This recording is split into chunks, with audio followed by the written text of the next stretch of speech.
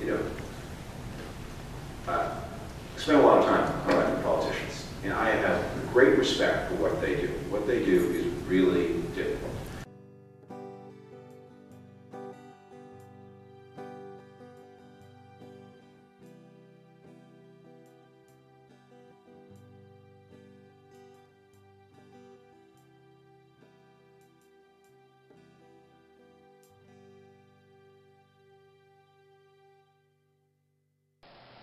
Hi, Josh Sigurdsson here from Winnipeg Alternative Media.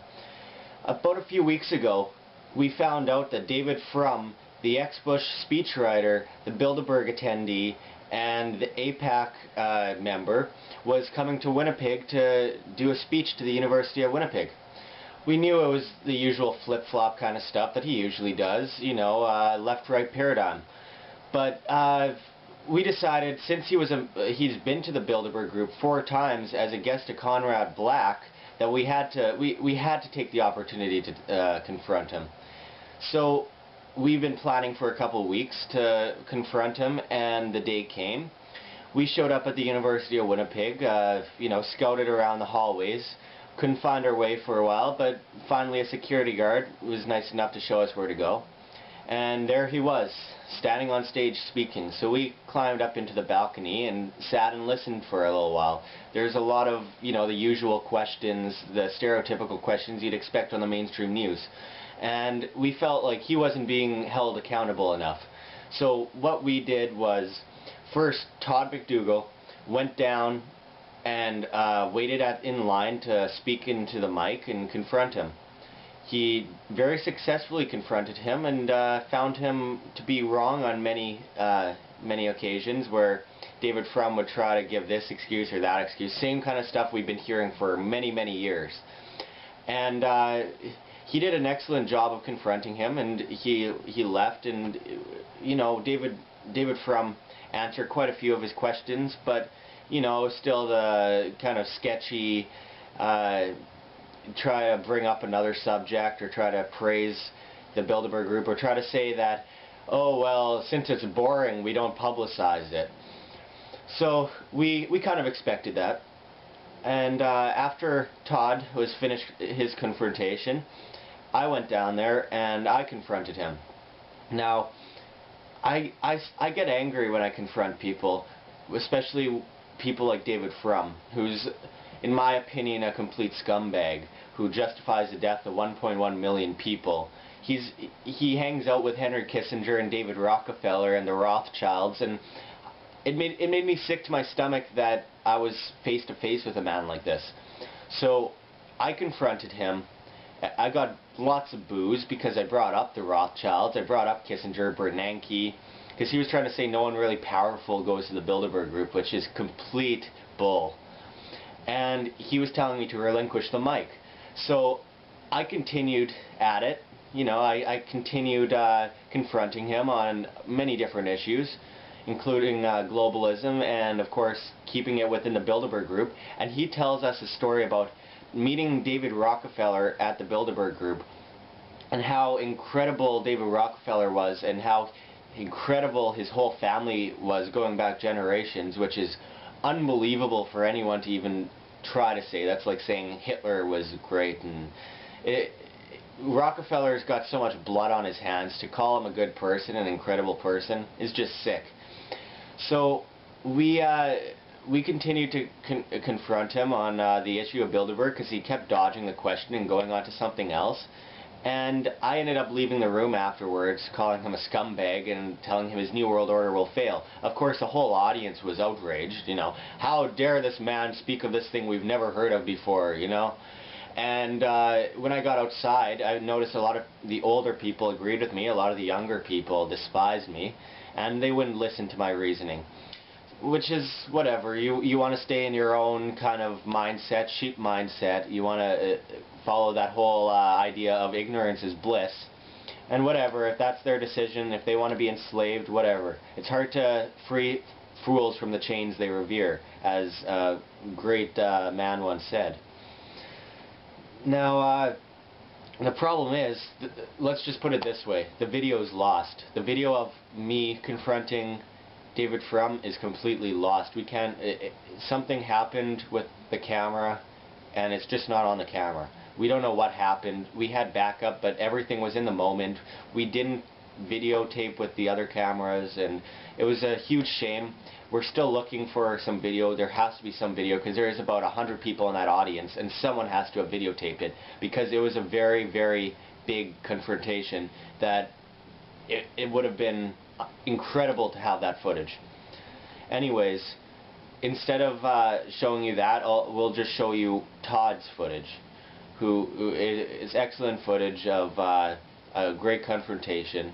He didn't get as angry as I did, but you know, when you're in the moment like that, it's hard to really face such evil people, you know? Now, as for Twitter, on March 4th at about 6 o'clock in the morning, I saw David Frum was on Twitter, so with our account, Winnipeg Alternative Media, WPGALTMEDIA,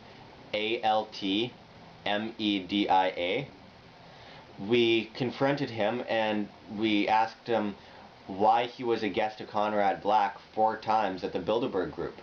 He threw us some stupid reply, as you can see, and you know, tried to push it on us, the same kind of conspiracy theorist, crazy kind of perception, and I disallowed it, because as he said at the University of Winnipeg, he said, "You guys are all against the Jews and the Freemasons." I said nothing about the Jews. I said nothing about the Freemasons. He is just trying to paint a picture of anybody who questions a Bilderberg group, which is a very secretive meeting with a lot of horrible, horrible warmongering elites.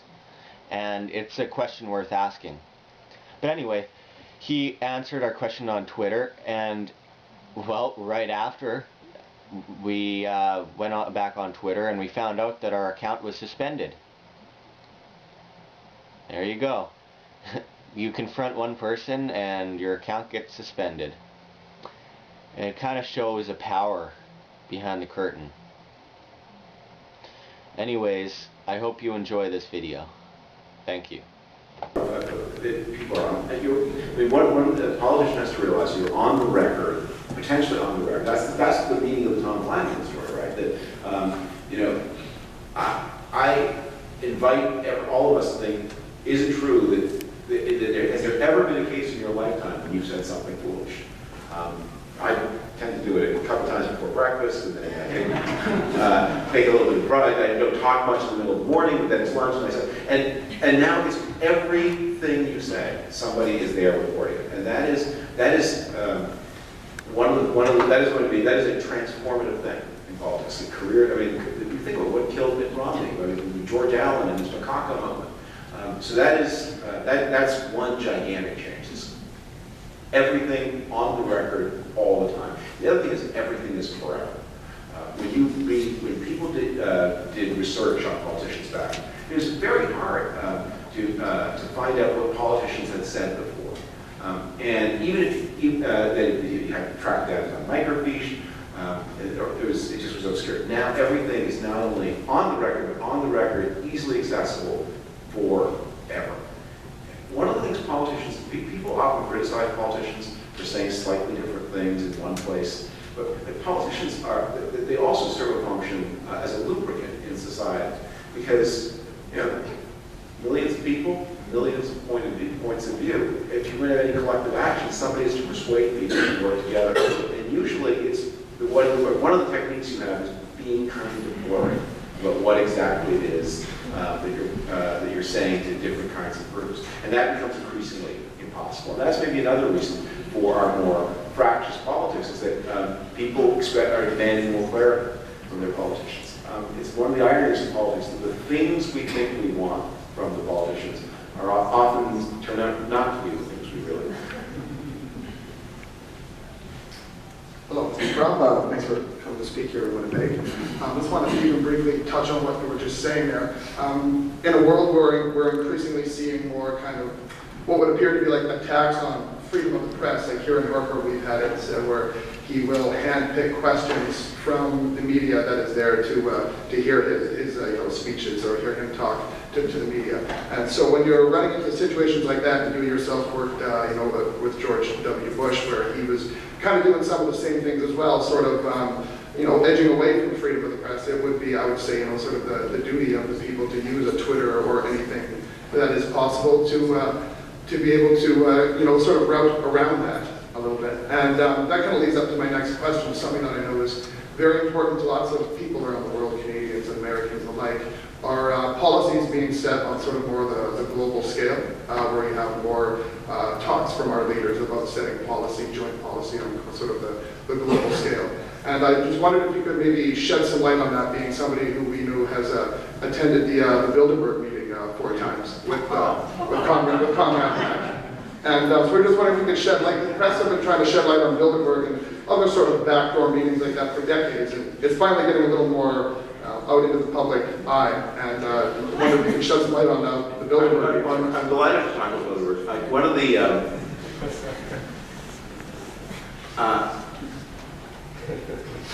of the reasons Bilderberg is so secret is that if anybody ever saw what went on inside it, nobody would ever go.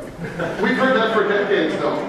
We've heard that for decades, and well, it's because it's question dodging. It's true. Really? So, like Queen Beatrix and people of royalty from all around the world, it's just a coffee meeting?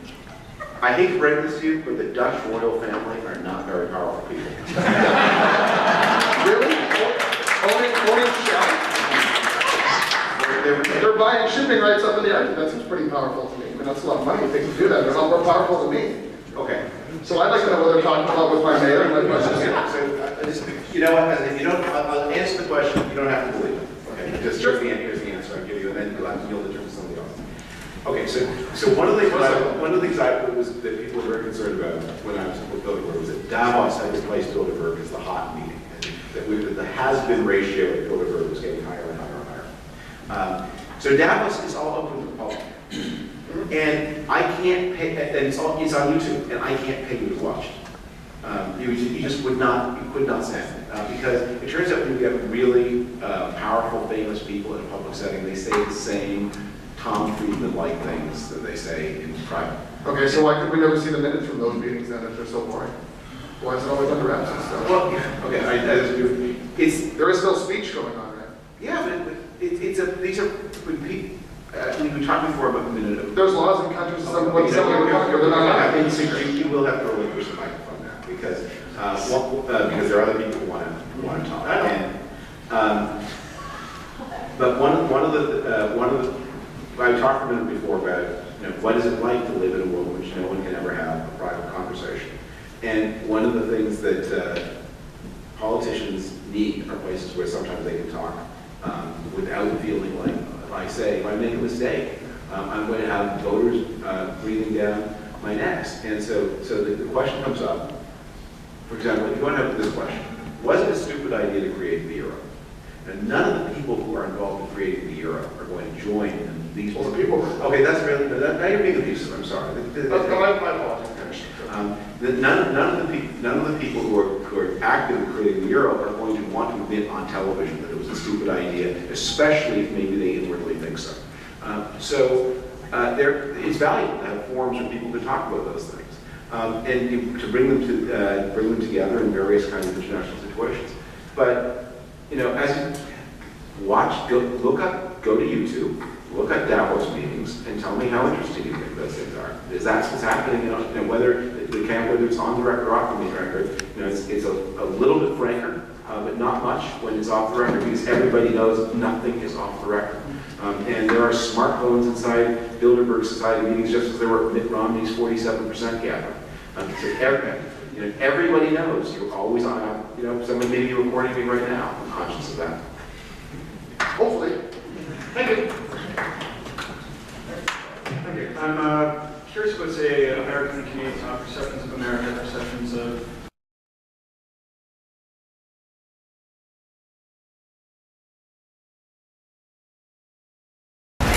Sober up next time you come. Yeah.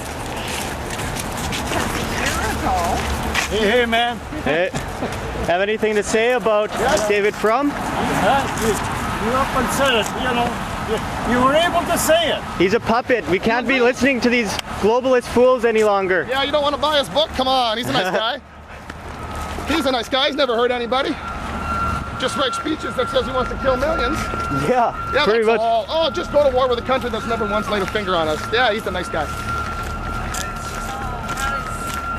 I mean, but I love what I really like. Thanks a lot, you guys. You made real asses out of everybody. So a guy who justifies millions of deaths is not an asshole? Afghanistan and Iraq. Yeah, say that to the 1.1 million dead people in Iraq. You know he's still there, right? Take the camera back there. What did he say? Said, you know he's still there. Take the camera back. He's still in there. I'm not sticking around for that fool. He's still in. Oh, really? Oh, so what that guy thinks we should just try to talk to him some more, huh? No, he's fucking insulting us. Oh, that guy's saying we're gonna get accosted? Yeah. Shit, that's a pretty criminal mindset there, buddy. Yeah. Yeah. Oh. Guy over there taking a picture, yeah. Thank you, sir. Thank you for taking a picture. Okay, let's go, man.